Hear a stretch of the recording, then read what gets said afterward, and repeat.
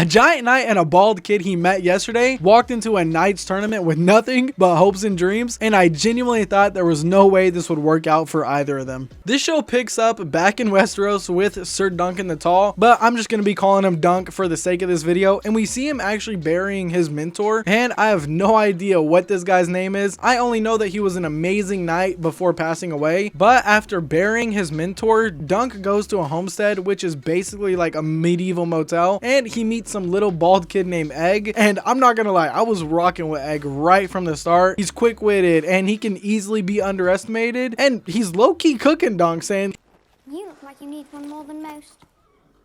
he looks like he needs a squire more than any other knight. But Dunc isn't having the disrespect, and he leaves to sign up for the knight's tourney. But I low-key wish he gave Egg the job, because I really like the dynamic a lot. So when Dunc gets to the tourney and meets the tourney manager, he gets denied because he's not a true knight, he's just a hedge knight. But once the manager sees Dunc's sigil, he tells him he can enter the contest at one cost. If you'll speak to your good honor, bring him here with you before the tourney begins on the morrow. Leave your escorts behind.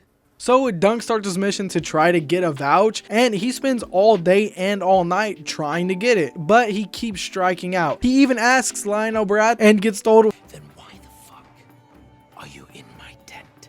even though they become friends later, it doesn't help his cause. So Dunc goes back to his camp, and guess who is there? This dude Egg is back, and Dunc finally accepts him as a squire, but only for the knight's tournament. And then we pick up with Dunc, who sees the arrival of the Targaryens, who as always are pretty big dickheads, and this guy Areion Targaryen is especially a rat. Like, he treats Dunc like a straight up peasant, telling him he has to clean his horse, and I really did not like this guy at all. But after seeing this, Dunc sneaks into the building where they're at, and he starts to listen in on Baylor Targaryen's conversation.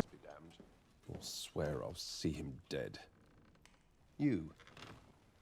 Who are you? And then he gets caught because he's too damn big to hide, and Dunc starts trying to get somebody to remember his mentor's name so he can get into the tournament. Do you remember him, Your Grace? But luckily enough for him, Baylor Targaryen actually remembers Dunc's mentor, and they actually fought together in the past. So he approves Dunc to enter the tournament, but he tells Dunc You must needs find a sigil of your own. because only a true son can inherit the sigil of the father. So he and Egg go to get a new sigil, and luckily enough for him, Egg comes up with the idea of the oak tree, and it's a perfect payoff to moment they had from the first episode. And I'm really starting to love this Dunc and Egg dynamic. Like, they bond a little bit, but they aren't that close yet, so they instantly roast each other, or someone says something to break the tension, and I just think that's perfect. Then Dunc goes to try and get some armor, but he doesn't have enough money, so he reluctantly sells his horse and tells him, If I win, I'll come back and buy you again. I promise.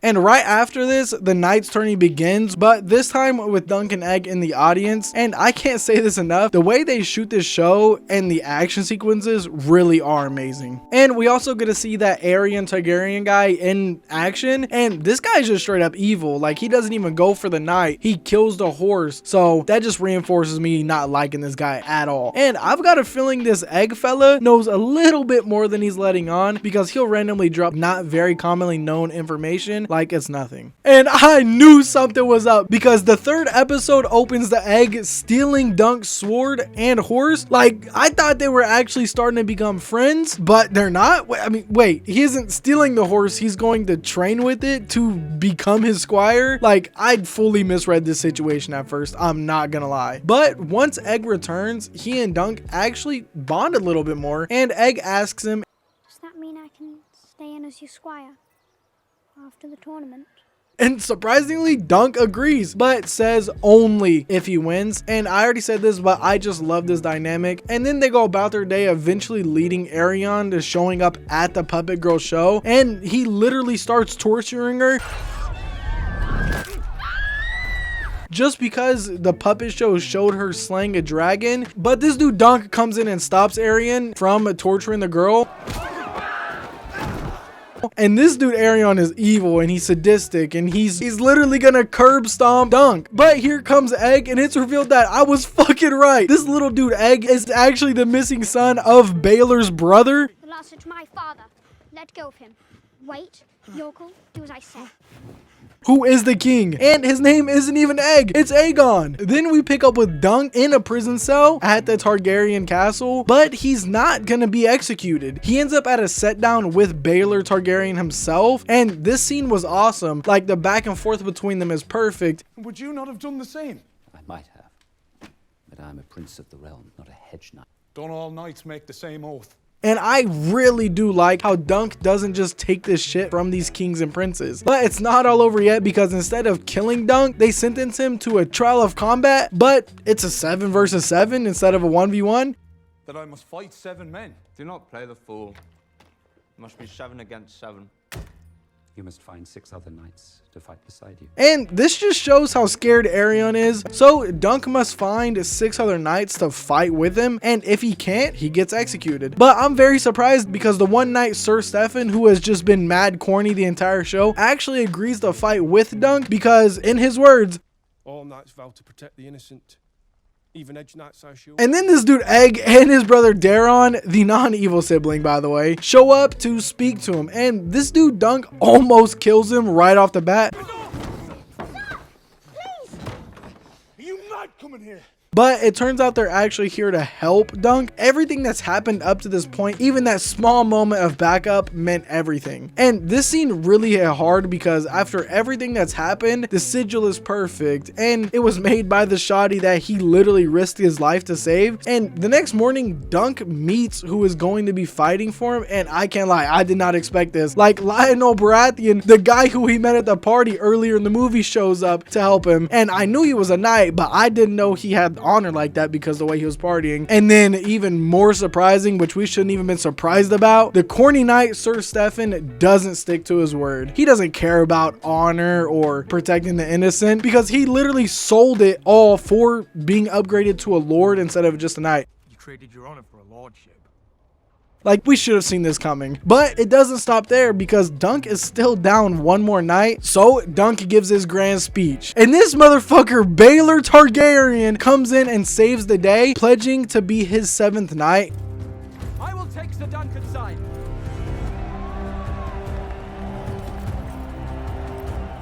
Like, what? And then the classic Games of Thrones music comes on. Like, this had me really hyped, and I could not wait for the next 2 episodes of this show. And 95% of you guys aren't subscribed already, so if you're enjoying this video so far, consider dropping a sub. Then we pick up right in the middle of battle, and this dude Dunc gets cooked instantly. Like, his shield gets smashed, he gets stabbed by Lance, and then he gets knocked out. Like, hey, like, there's no way bro just folded that bad. And once he hits the ground, we jump to a flashback to when Dunc was a kid, and we see him with his best friend Wraith, and they're doing everything they can to get out of Flea Bottom, like stealing and looting dead bodies. And one day comes when Dunc and Wraith get caught for stealing, and his best friend Wraith actually dies. And the only reason Dunc lived in this situation is because of that old knight who lost himself. So Dunc follows him as long as he can, watching and studying the old man, until one day the old man stops and tells an exhausted Dunc to Get up. Then we cut back to the battle with Dunc waking up, and I don't know what his plan is from here on out, but Dunc should be dead, and bro's been stabbed like 10 times. He's like bleeding everywhere. But this dude Areion has gotta be a bitch, because he gets stabbed once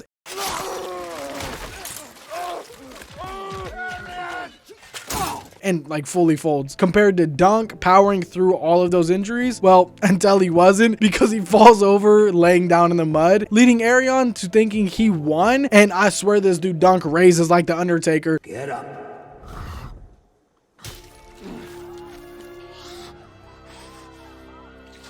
Like, you can't make it up. And he's ready for one last battle. Well, we can't really call it a final battle because he's all over the place and he can barely stand, but he's still a beast, and he beats the senses out of Areion. And I cannot be happy enough to tell you how I'm so happy this fool finally got beaten to submission. I just loved it so much. And then after the battle, they're getting checked on, and Prince Baylor comes in. He survived. Like, Dunc is he's gonna be rich after this. But Prince Baylor takes off his helmet, and his head is literally caved in. And like, this was literally insane. Like, I did not expect it, and it was just sad to see him go because he was one of the last honorable men in Westeros. Then we get a time skip to after the battle, and everyone is mourning Baylor's death, but there are whispers of people saying it's Duncan's fault. Baylor is dead. And speaking of Baylor's death, Dunc has to go meet with the king, and they talk about his brother's death and how they are both being blamed, even though it's for different reasons. Some men will say I meant to kill my brother, but it was for me Prince Baylor died. But surprising to all of us, the king offers Dunc a job to be one of his swords, and he asks him to also take Egg under his wing as a squire and train him at one of the castles living like kings. But Dunc says no, and that he thinks he's done with princes for now, which I fully understand, by the way. Like, his life has gone from 0 to 1,000,000 since he met Egg, so he leaves. And the next day, Egg's brother, the non-evil one by the way, shows up and asks Dunc again, "Will you take Egg to Squire?"